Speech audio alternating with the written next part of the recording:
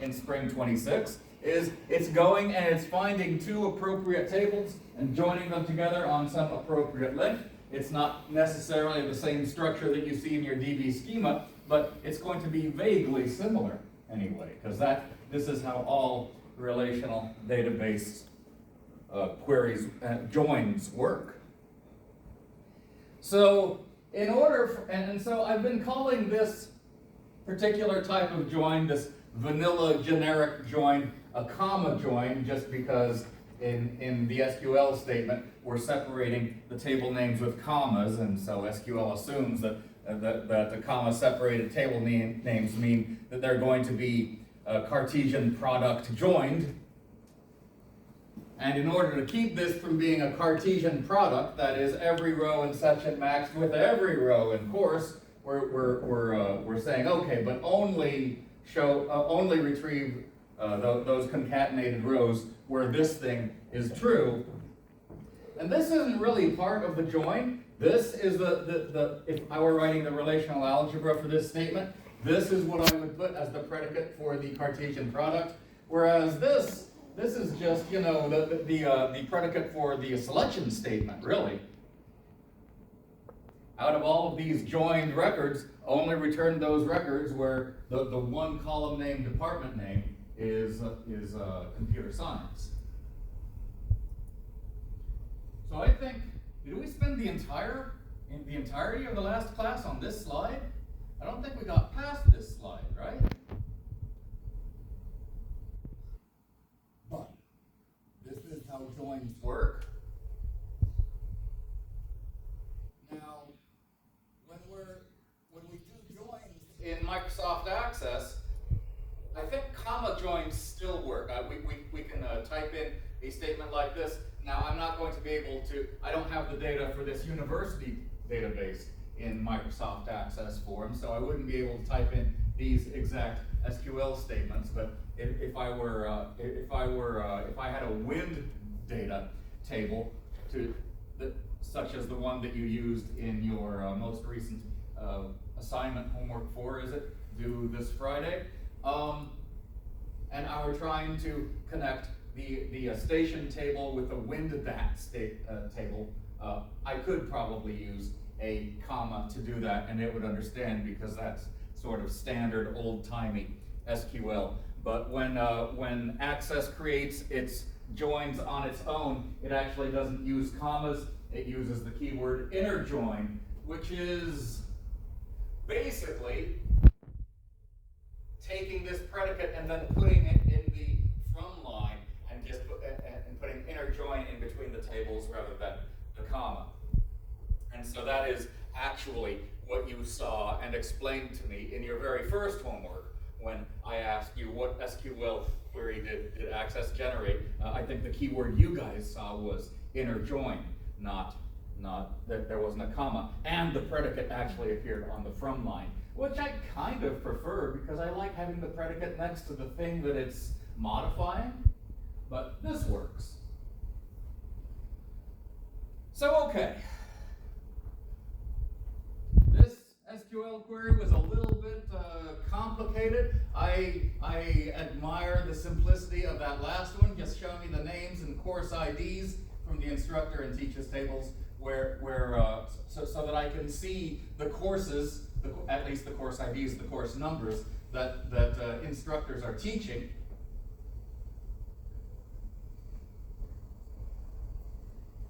And I want to remind you, I guess, that before class I logged back into the database where I've loaded up this data set on the CS server, and I should be able to, if I move my windows around such that I can see the important information in both at the same time. Yeah, that's not going to happen. Select name, comma, course ID. I'm just going to have to memorize that. Select name, comma,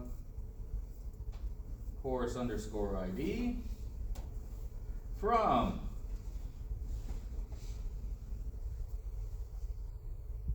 instructor, comma, teaches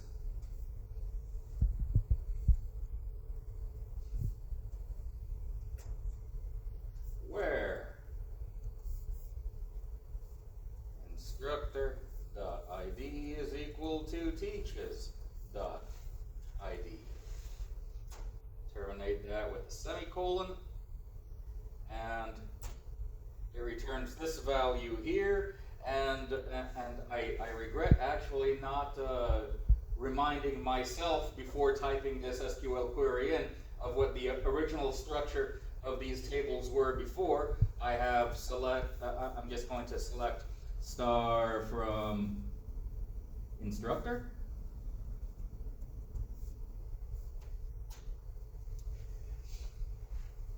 So this is the base data that joined result was constructed from.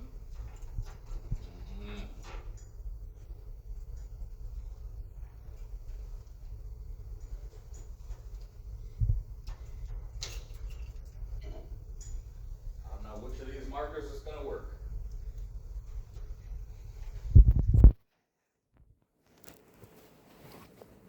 That is not going to work at all. That's going to work somewhat.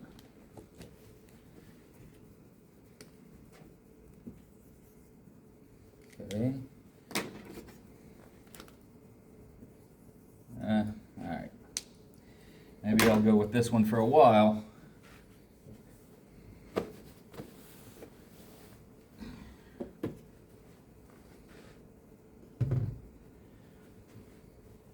I'm just going to write some schemas here on the board so I remember what these column names are. If I join the instructor table with some other table, what it's going to contribute in terms of column names to the joined result is an ID field, a name field, a department name field, and a salary field.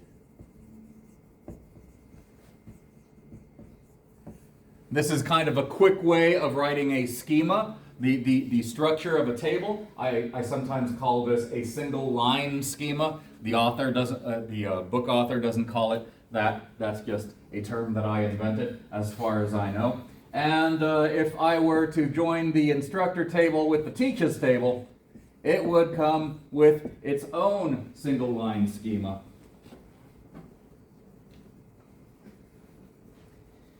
And I'm just going to force that structure to become manifest by selecting everything from teaches. That's not going to work.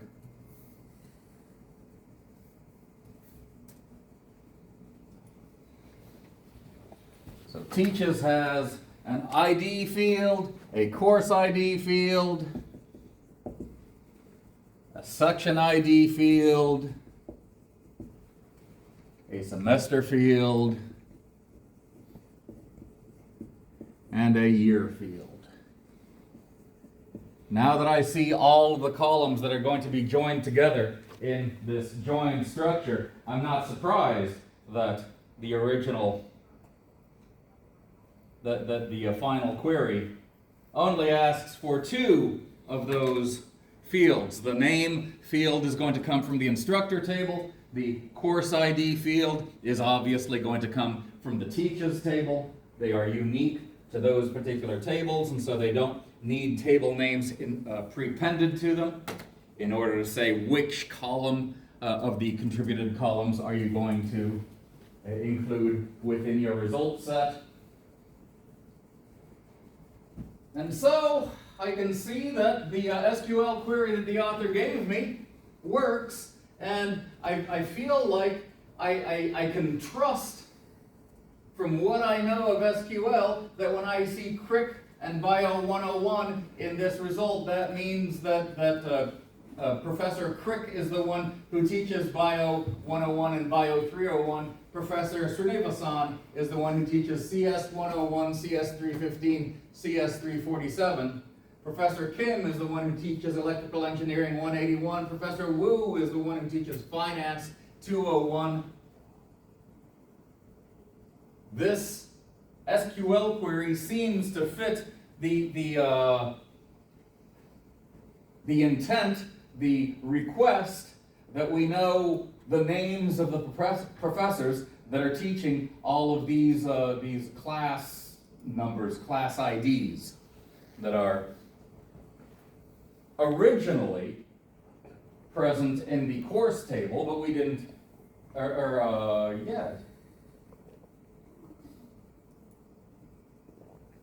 in the course table, but we're doing this query up here where we're not using the course table as a data source, but that course ID is a foreign key in the teaches table, and so we were able to grab it out of there. All right.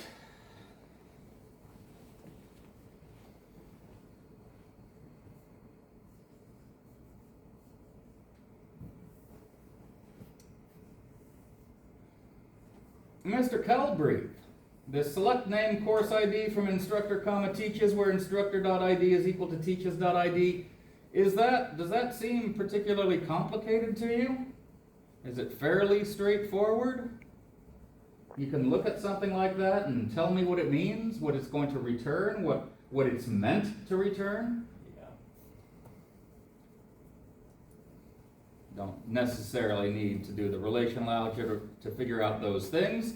So now that we know how a generic join works, let me tighten the focus in on a particular type of join called the natural join, which exists in basic SQL. I don't think that Access actually implements it, but I'm not too sad about that. I would rather not use natural joins when I have the choice, because what natural join tries to do is make your job easier for you by making assumptions about how you want to connect your tables together. And I don't know, I guess I'm kind of anal retentive enough that I want to be in charge of connecting my tables together in the way I want to do it. I don't want to leave that choice up to a machine. But what natural join assumes is that if in two separate tables there are columns with the same name, they will have the same data type. And luckily that is how this university database was set up.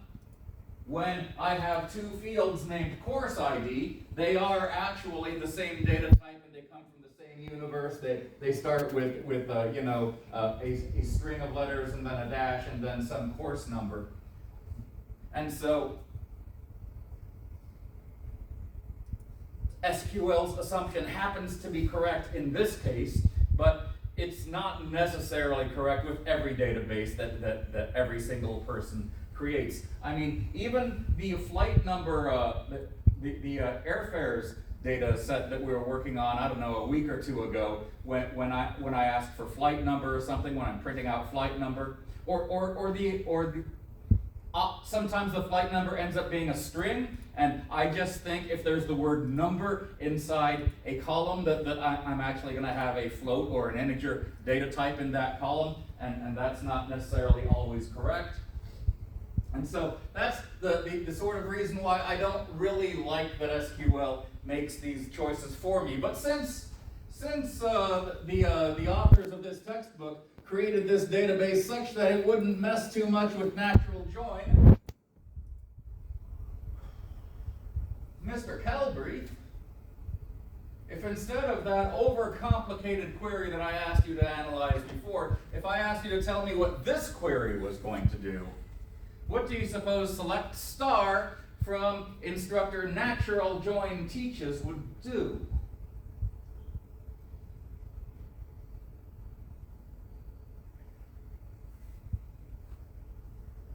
You're just getting what they teach joined with the instructor. Yeah. Join all of the instructor rows together with all of the teaches rows, but only those rows from those tables where similarly named columns have the same value in them. And so what this is doing for me, it's doing the same job as that query that you explained to me 5 minutes ago, but without the where clause, without the predicates, because the natural join is making those assumptions there for me. I'm a little bit surprised that it's not returning two ID columns, because, I mean, the teaches table did have an ID column according to my notes over there, and so I'm a little bit surprised about that. I know that access always returns all copies of similarly named fields and just prepends source table name to them so that you can tell them apart. And now the author is telling me if you type this command into your SQL system, it will return this table. I want to check and see if that's correct. But I'm going to do that, but I just want to remind myself, so this prior, this prior SQL statement, where I was in control of the where clause, where I was in control of the join, returned name and course ID in this particular order. It's not the same order as here, but I bet that the picture would have the same number of rows if it were showing all the rows. I'm not sure that it is showing all the rows, but I bet it would only have 2 rows for Crick, 3 rows for Srinivasan. We can see that happening there. Only 1 row for Wu, 1 row for Mozart, 1 row for Einstein. We are kind of seeing a lot of that. Does Katz appear twice in both? It does appear to be so. And does Katz teach CS 101 and CS 319? CS 101 and 319. So essentially, the original query that only asked for course ID and name essentially returned these 2 columns from this joined table.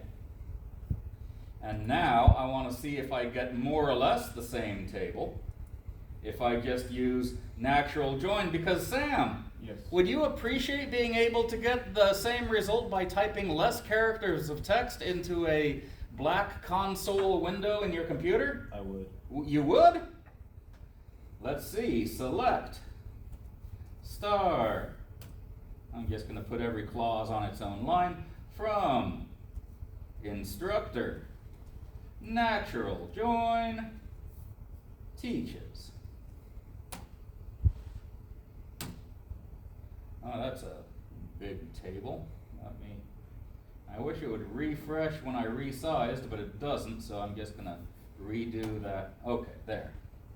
Again, 15 rows in this set, just like there were 15 rows in that in the previous set where I just asked for name, course ID. That makes me think that if I were to retype this command, but instead of typing in star, I just ask for name and course ID. What do you guys think? Would I get the same data back that that original longer query gave me?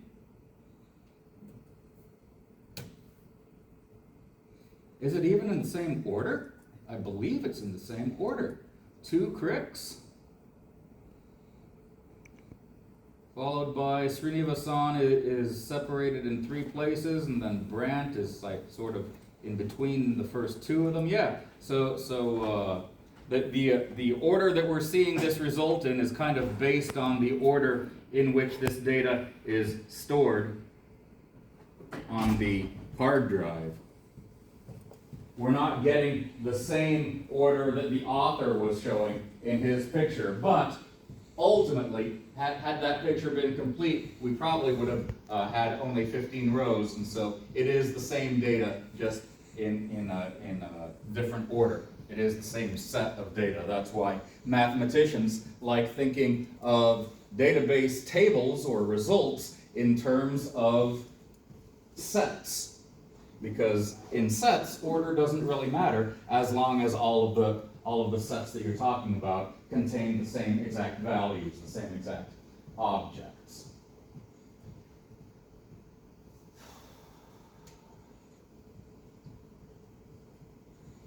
So Caden, if I were to ask you on a database pop quiz or something to explain to me what natural join means in a sentence or 2, how would you describe natural join? It combines the data sets you're joining, but it gets The tables. Yeah, the tables that you're joining without the duplicate rows. Oh my God. I forgot to check to see if the ID column appeared twice. And you're not, did you mean to say without duplicate columns? Yeah. Or? Yeah.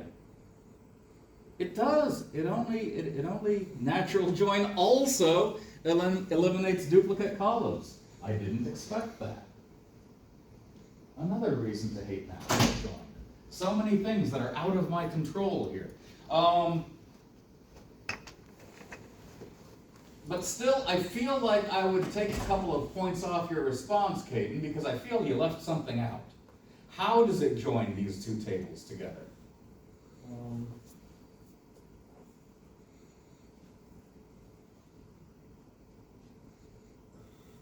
For ones with like the same values? Yeah, what do you mean by ones? I don't know. Columns. I was gonna say, that are common, are common fields. that we Yes, find. for field names that have the same exact name. And so that means natural join cannot join two tables together that don't have any names in common, even if they do happen to be the Same same thing. type of data and, Yeah. and actually the same actual columns, just, you know, the whatever programmer who created that table just named it something else. Natural join won't work for them, and that's why we need access to a command that will actually let you specify a predicate, so you can join together tables based on columns that are different, column names that are different. And so if I'm going to need that anyway, I don't know, I'm never going to write a program that automatically generates SQL queries for me that has natural join in it, because I would have to protect that thing with if-elses to check to make sure, okay, do these two tables all have at least one field in common, and does it make sense to join them on that field?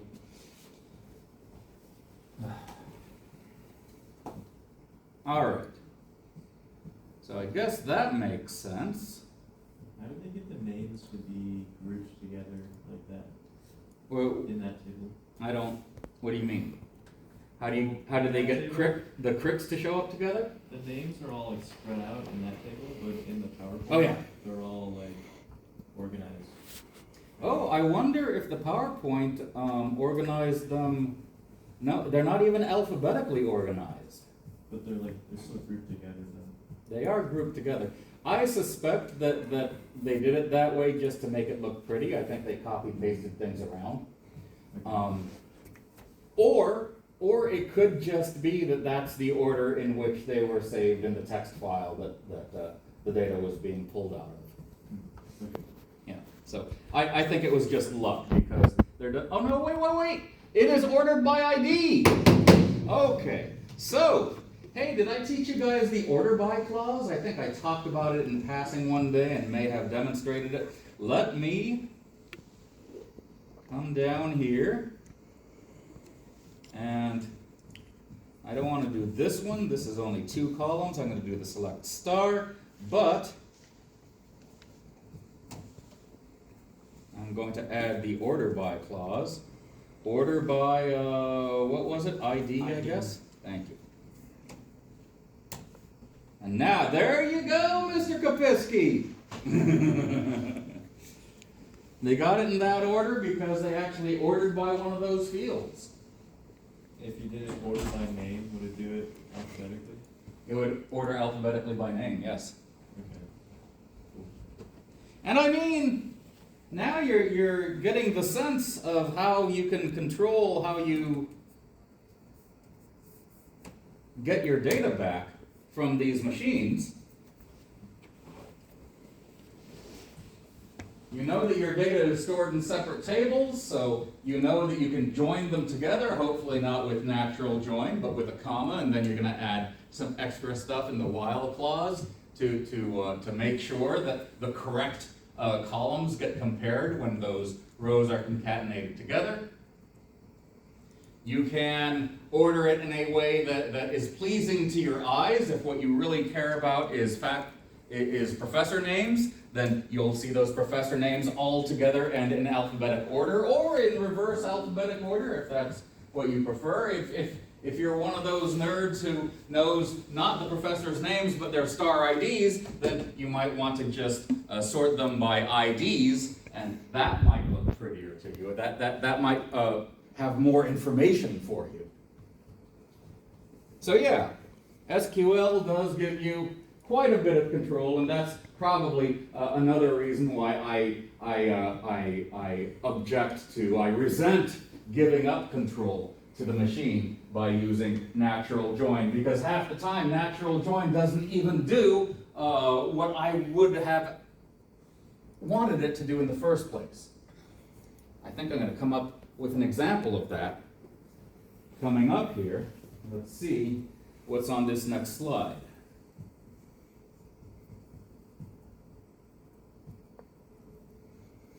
All right.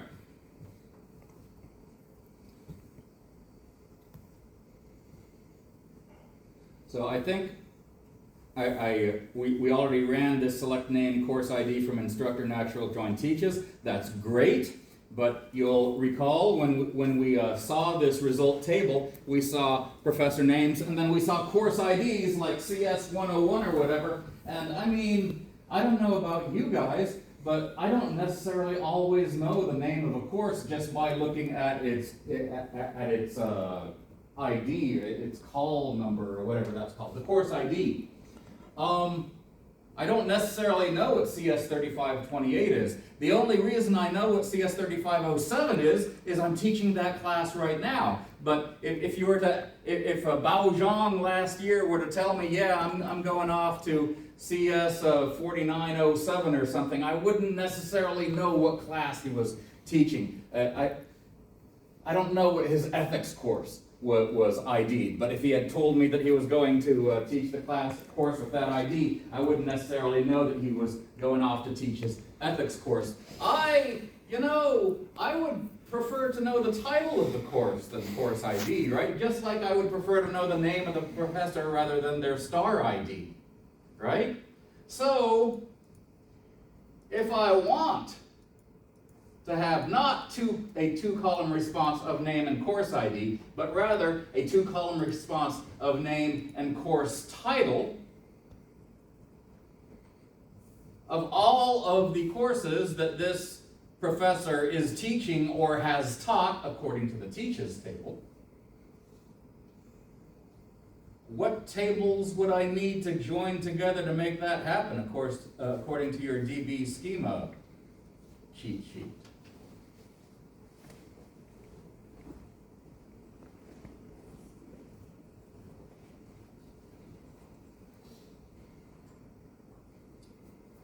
I want to see the names of the instructors, along with, I would call it the names of the courses, but the database calls it the titles of the courses. The difference between a human intent and what a machine will understand. The instructor and course table, but they're not connected though.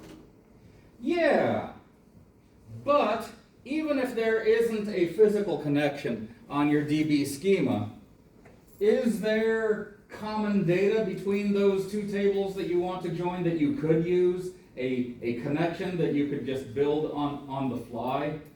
Because maybe this schema just didn't show all the connections just because it would be messy. But is it, do you suspect from the names of some of those fields that they might be the same? Yeah, they both have department name. Okay, so you were saying I should add to instructor and teaches, I should add what table?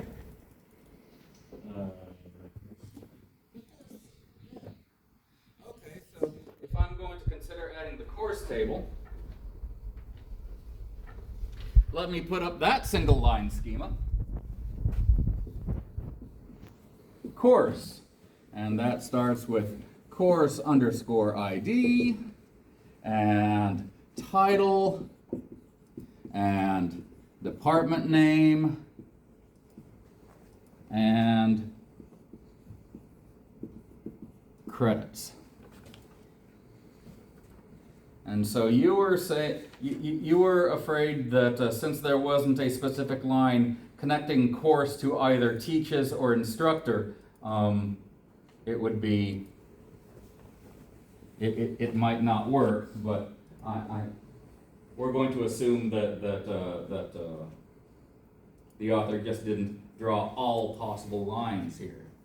But I do suspect that the course ID value in the teaches table ultimately comes from the course table. And I believe the department name in the course table and the instructor table ultimately comes from the source data in the department table. In fact, that's what the arrows are telling us, from the instructor and course tables to the department name. So there's basically an invisible arrow from the course ID field in the teaches table to the course ID field in the course table, and we can just make that explicit by typing that predicate into the where clause. Or,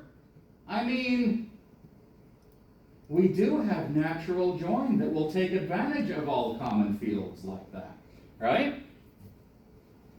So, I want to display the names of the instructors along with the names of the courses. And so if I were to go back in here and modify my query such that it says name, and I don't want it to say course ID, I want it to say title, and title clearly comes from the course table. And so I want to do something like, so what is instructor natural join teaches going to return to me? It's going to return to me a combined table of all of the columns from instructor and teaches, except for the doubled ID column, apparently.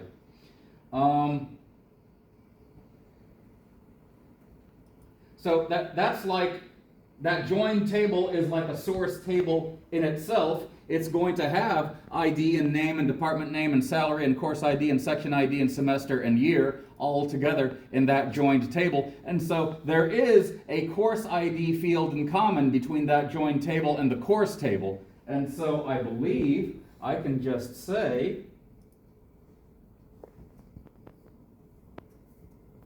natural join course. Does that make sense? Tyler, what do you think? What is this going to return? What is the result of this going to be? It's gonna make a table. Yeah! And how many columns do you suppose that table's going to have? Like name, title. Only two of them. Only two of them. Yeah. Name, title. Even though in order to generate that two column table, it will have gone through some massive table with the columns ID, name, department name, salary, course ID, section ID, semester, year, title, and credits, right? More than just two columns, but it's just going to project those two columns out of this massively joined table. And, by the way, Tyler, I am not done with you. No. How many rows will that table have? Let's see. Let's drag her in there. Well, all I'm doing is concatenating rows from this course table along to this table according to what? What does natural join do? According to common column names, right? And so we know that,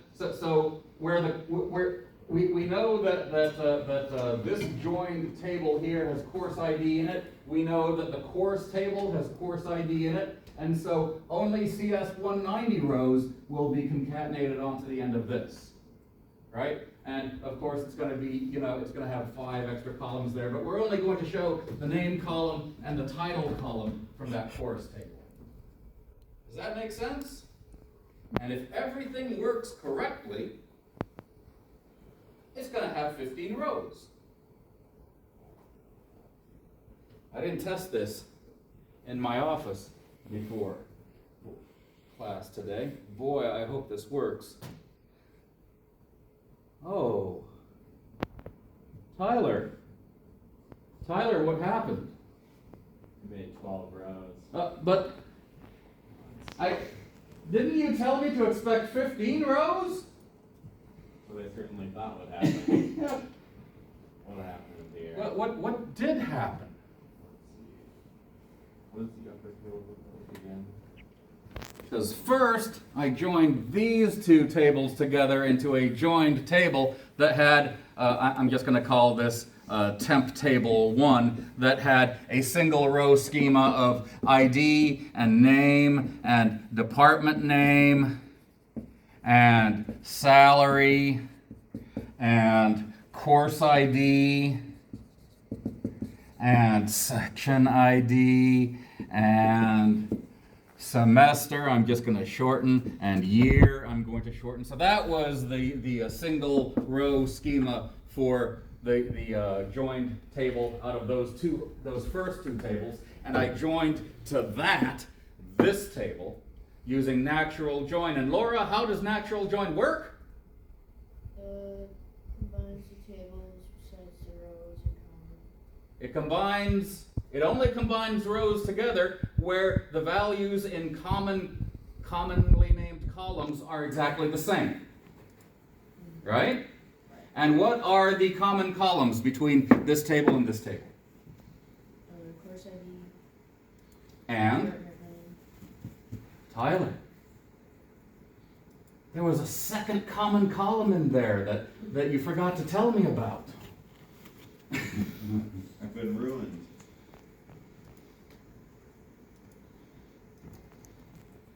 What does that mean? Does that mean that there's actually some computer science professor in there who's teaching a math class or something, where the department name of the professor doesn't match the department name of the course being taught? We'd have to install that. I mean, explain to me in human terms, Tyler, what the intent is behind this SQL query. You want to just get Yeah. every class every professor is teaching. Yeah, it has a pop in that teaches data set, historical data set, yeah. And the names of those courses. And you want the ID of the professor to match the ID in the teaches table. And you want the course ID to match, in the course table, to match the course ID in the teaches table. And I'm not sure that we necessarily care if department name in the course table matches department name in the instructor table. Because have you ever known a computer science teacher to teach a math class, or a math teacher to teach a computer science class, or a math professor to teach a statistics class? Does that mean that Derek Webb cannot teach any math classes that aren't labeled Stat 101 or something? Stat something? It does if we're going to use natural join everywhere. So, I mean, I tried to save myself some labor by just splashing natural joins everywhere. Let's rewrite this query without natural joins and see if it gives us a better result. Tyler, start me off. What do I need to say? Let's see. Yeah. Select Select. name and title. I'm just going to do it on separate lines so it's super readable. From. Let's see. So I want to join the instructor table and the teaches table. Instructor, And I'm going to do it with commas because apparently I can't save myself any labor here. And so this is going to create a table name that I've named temp1 there on the board. And to that I want to comma join the course table.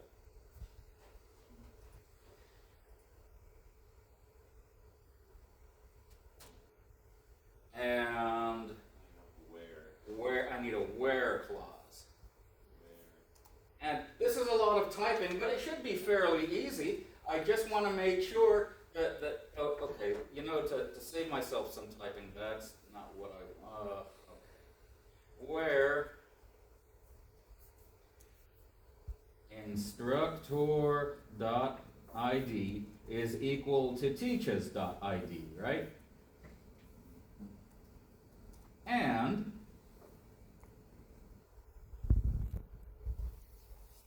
course underscore ID is equal to, where is it in the other table? Teaches.course ID.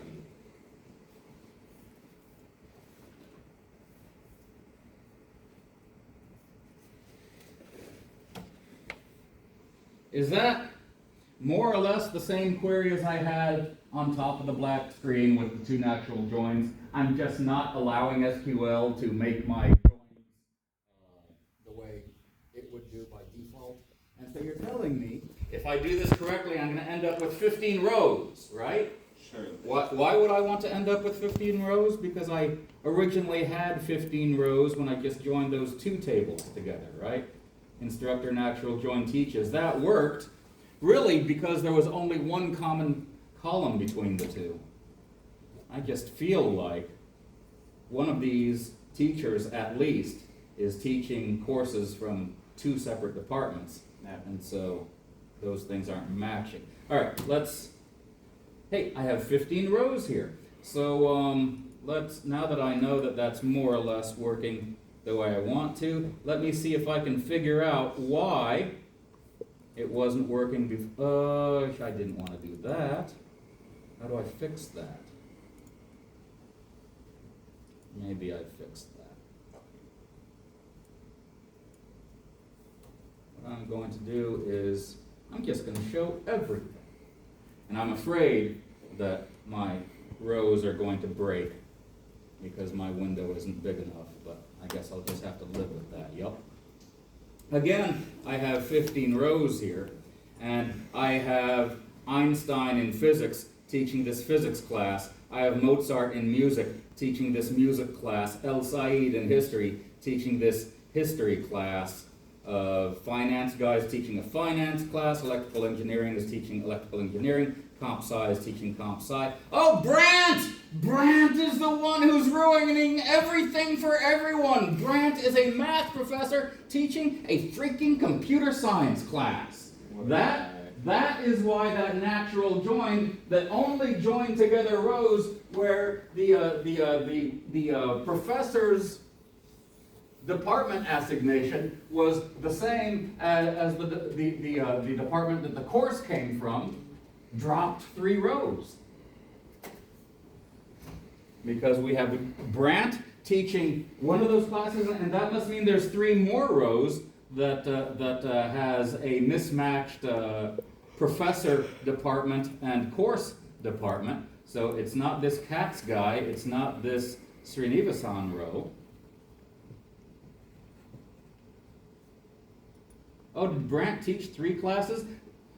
Are there no math classes on this campus? Brant is teaching CS 190, clearly a computer science class, and he taught it during, I guess there were 2 sections in spring of 2009. Those were the 3 missing rows. Since we used natural join to join everything, and natural join just likes joining tables on the basis of commonly named columns, and since we didn't take into consideration that there might be a math professor teaching computer science classes, we could potentially have missed out on 3 rows which belong in this result set, right? We're not getting a complete picture of who taught which classes if we're just if we're relying on the wisdom of natural join to just make our stuff work out correctly. Natural join does tend to drop rows in perfectly everyday situations like this, where some data values don't match because, I don't know, maybe a computer science professor was fired that semester and Brant raised his hand and said, hey, I did a game design course as a graduate student or something, and so he was assigned a couple of computer science classes. No, you don't think so, Laura? Could be. All right, maybe. All right, well, thank you very much. I think I've run myself clear out of time. At least I got through 2 slides today. I will see you guys back here on Wednesday.